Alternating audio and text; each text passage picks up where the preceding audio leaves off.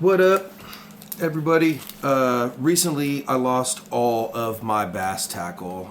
It got left at a lake and was no longer there when I was able to look for it. So I thought I would do a video that I've never seen anybody do. And I'm not sure if there is one out there or not, but at least there will be an updated one. So if anybody was interested at all, these are the things that I would do if I was starting over brand new after the experience that I have and all the different places that I've hit in Northern California bass fishing. This is kind of my go-to pack. So what I didn't lose was my 5-pound bag of plastics, thank God. So I still had a large selection of soft plastics, and I thought that I would build my kit, my kind of beginner get back to it kit based around the soft plastics that I have. So being that I had a whole bunch of soft plastics, and those are almost always the type of bait that requires you to have a hook. Obviously, they do have soft plastic swim baits and other things of that nature that come with hooks equipped, but we're not going to talk about those soft plastics today. We're talking about the type that requires hooks. So, first thing you need to catch fish, hooks, standard. This is something that is super affordable. I don't go insane. I don't need anything that is as big as what an iron worker would use to secure frames of brickin' buildings together. And it also shouldn't be as thin as a wire. I don't want the super skinny, wiry worm hooks. I'm finesse fishing here, but I'm not going ultra surgically finesse with insanely invisible line. We're just talking about getting restarted again. And I had soft plastics, but it's a good starting point for anybody, whether you're getting restarted or if you're just starting fresh, because the soft plastics are going to be about your cheapest bet, right? So Eagle Claw, laser sharp, 2/0, 3/0. These are going to be my standard go-to sizes right here. I did and do and will carry more sizes in these EWG offset hooks here. The EWG denotes the gap style in the tip there, and the offset is in the head here, so that when you rig your soft plastic like your worm on, you run the head all the way up to the plastic here, and then you can sink your hook into the soft plastic there. So these are my go-tos. This is something I had to have. You can't fish most soft plastics without a hook, and depending on what you want to do, where you're at, what your style is, but it's my belief that this is the most basic way to do this. So one of the most simple basic worms here, old school. A lot of people love Senkos, and I have some Senkos in there, stick style baits, yum, dingers. I'm not a brand whore. I'm not particular to any specific brand. I like using what works, and I'm not sponsored by anybody. So, I can just talk to you about, what I do, and hopefully it gives you some different ideas, and you can go ahead and decide what works for you. So, EWG, offset head, okay? What I normally do is I'll look at the worm, I'll look at the length of the offset between the bend of the offset and the actual beginning of the shank of the eye there. And hopefully that focuses in for you, okay? Now I'll measure that by laying the head of the worm there, or any soft plastic. It could be a crawl or, a crab, a creature bait looking like you're talking your lizards, things like that. So this is a standard yum ribbon tail. It's a very kind of regular bait. It's not giant. It doesn't have any eccentric, weird, flappy crawl tails, flat tails, double tails, or anything. It's just your plain worm, flat-sided, ribbon tail. And how you rig these with these offset EWGs is I'm going to go in to the very tip of the worm, the length that it sat on this bend. So I look at the bend, not all the way to the end because your line's going to go through the hook. Now you can if you want. Some people want to go in deeper so that when they come up over this bend, that the worm actually runs up their line. And if you want to do that, that's absolutely fine. That's a preference, and there's nothing wrong with that. That's just not the way I do it. The way I do it is very simple, and I'll give you my reasoning behind that. But we go in about the length of the bend, and that's it. The length of the bend. That's all I'm doing because I want it to sit in there like a little pocket. So I run it to the end. I run up my bend and let the bait turn until it sits right on that pocket, just like it should there, okay? And it's gonna sit there without running down, without pulling, and without blocking the eye of your hook. But if you want, you can run it in deeper and let this body of the worm run up the length of your line. Many people do it that way, and there's nothing wrong with it.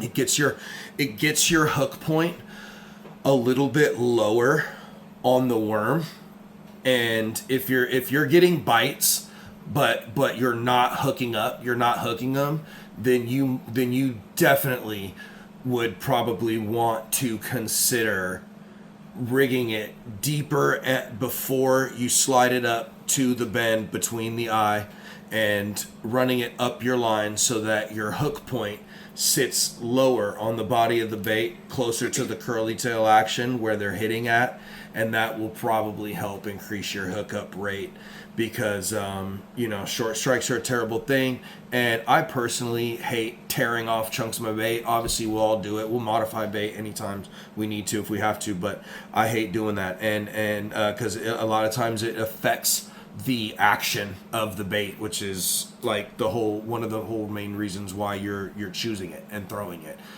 next to color and weight, etc. So I rig it this way, and I don't have a problem with short strikes. And so to rig it weedless, before I push my hook tip through, I'll lay the body of my worm. I don't stretch it, I don't pull it, and I don't scrunch it in.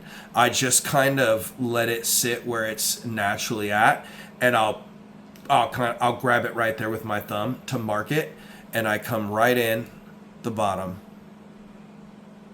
and out through the middle in the top, and there your worm should sit straight that way. Okay, and to make it weedless, you pinch and pull your body up, lift, and let the point of the hook sit in the body. And there you go. That's your ribbon tail. That's what these EWG hooks are really designed for. Their standout purpose and what they're made for. And now, of course, you can add, you can throw this with no weights, or you can add different rigged weight setups. This is what's considered rigged weedless. If I was to slide beforehand a bullet weight, then a bead, a plastic bead is something I like to do. Then tie my worm on in a fashion that is a weedless Texas rig.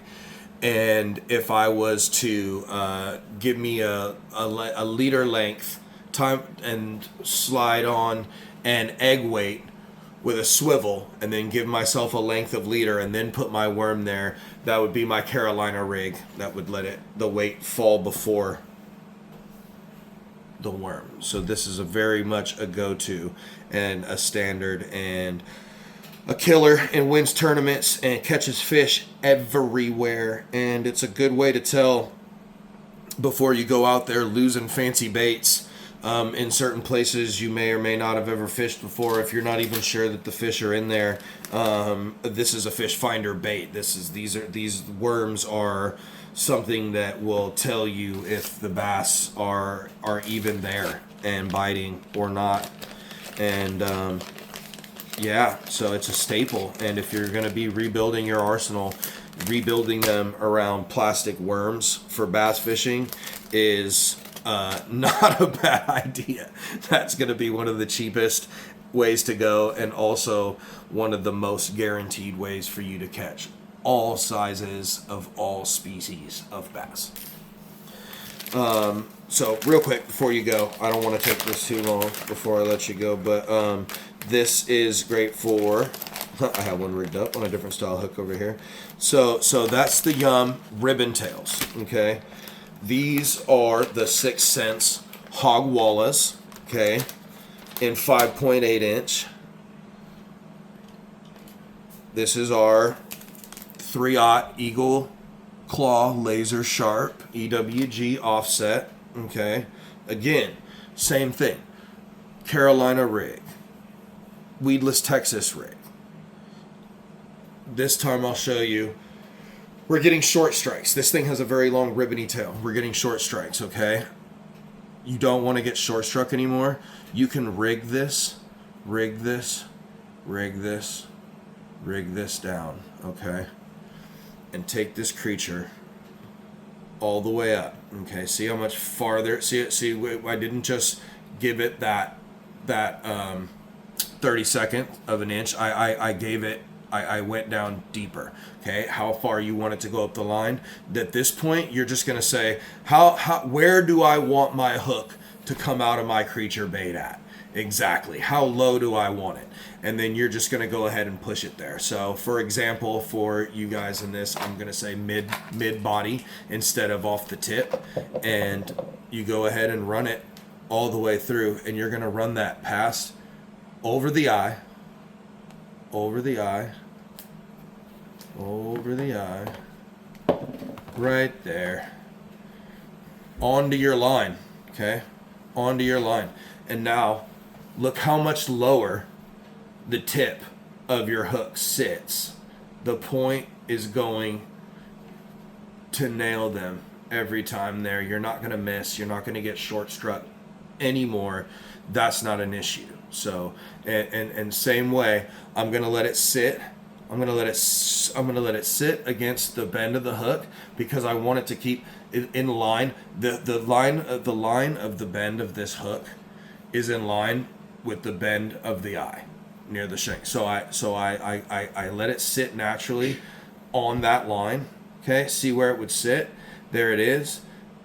Sometimes you gotta bend your little body in to get them to sit right on these fancier ones, but there you go. He doesn't stretch, he doesn't scrunch, he doesn't lose his shape. That means he's not going to lose his action. Okay, and you want to make him weedless, pinch your body, pull him up, cover that hook tip, okay?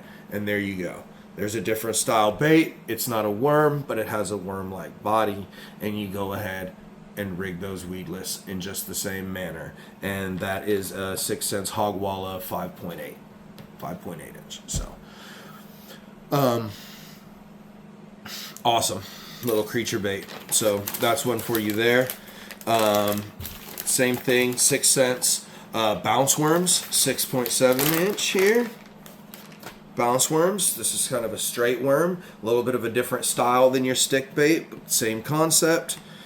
Same concept as your ribbon tails.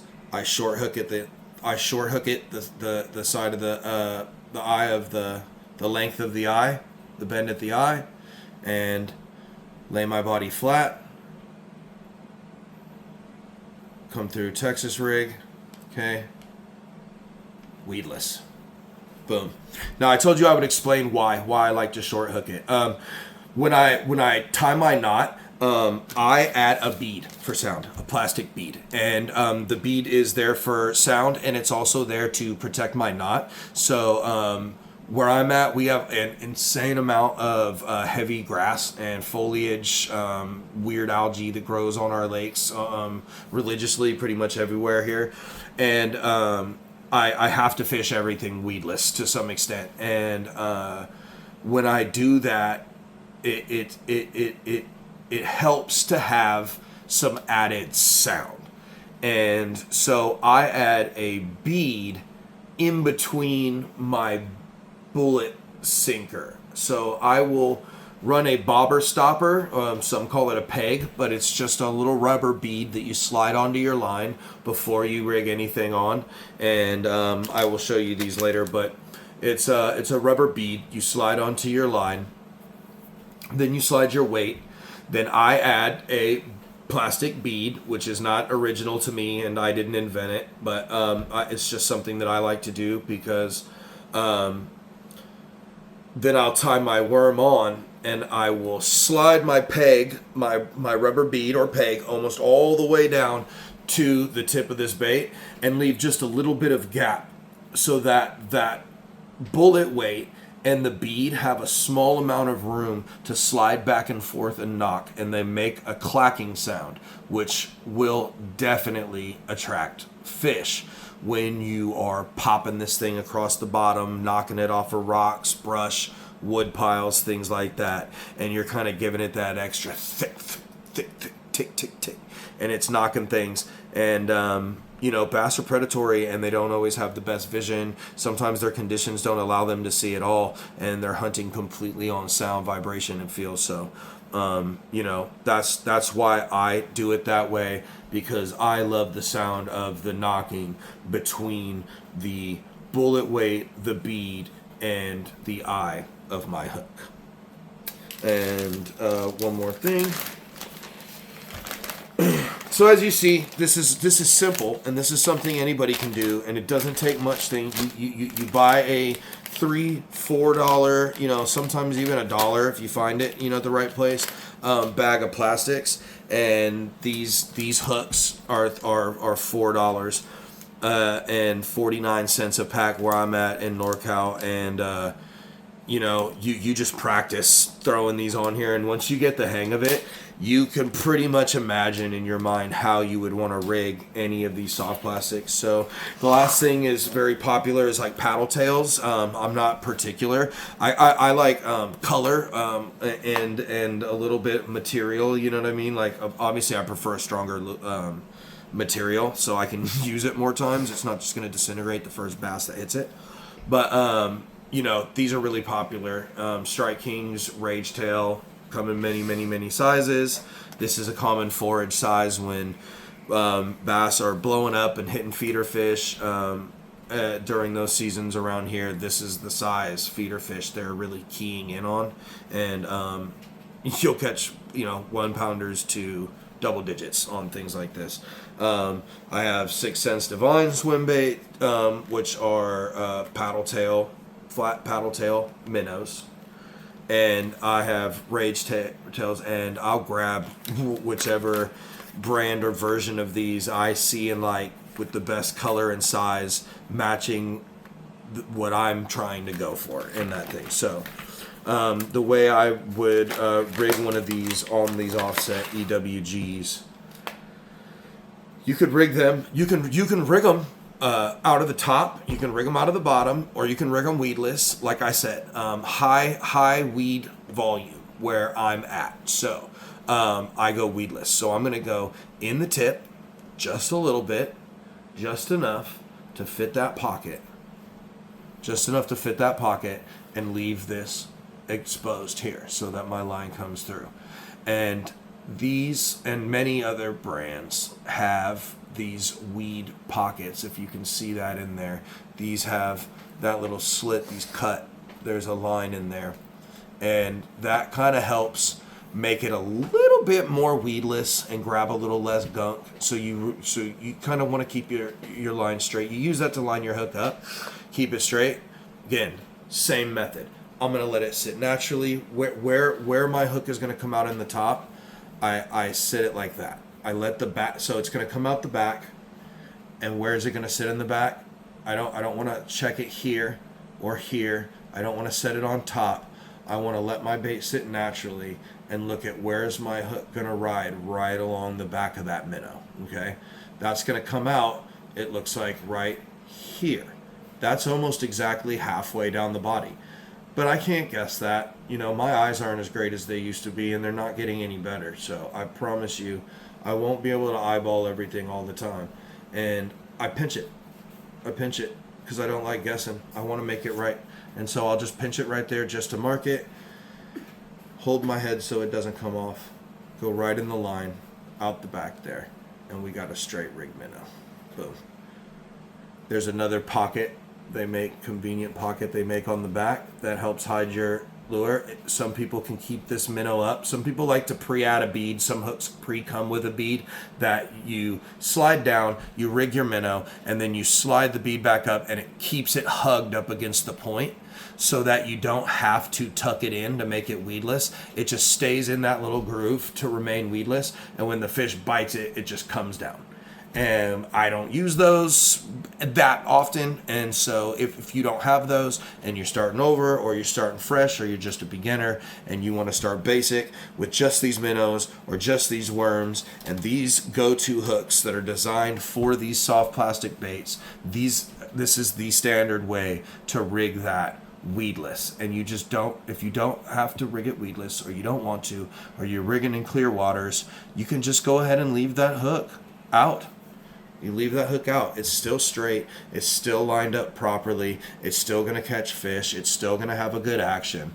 But if you're in the area that's like a jungle in the water like me, you're going to want to pinch that body, pull it out, and hide the tip of that hook. Well, thanks for listening, and I hope that helps you guys, and see you next time.